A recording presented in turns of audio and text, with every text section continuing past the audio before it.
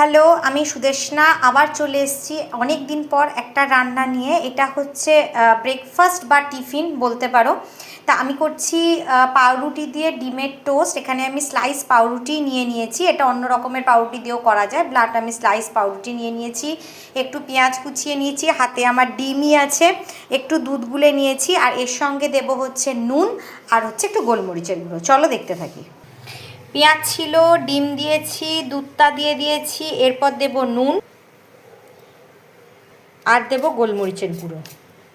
এরপর এটাকে ভালো করে ফেটিয়ে নেব।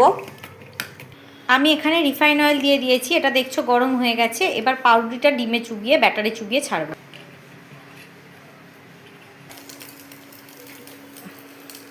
এই যে ছেড়ে দিয়েছি, একটা দিক হয়ে গেলে ঠিক তার অপোজিট দিক করে দিতে হবে। এই যে আর একটাও ছেড়ে দিয়েছি, মানে আর একটাও দিয়ে দিয়েছি ডিমে চুবিয়ে।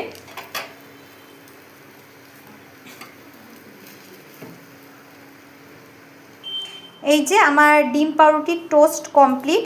আমি স্লাইস দিয়ে করেছি, আর আমি দুধ ছাড়াও করা যেতে পারে, দুধ ছাড়াও বা লিকুইড দুধ দিয়েও করা যেতে পারে। আমার কাছে লিকুইড দুধ ছিল না, তাই আমি গুঁড়ো দুধটাকে গুলে নিয়েছি।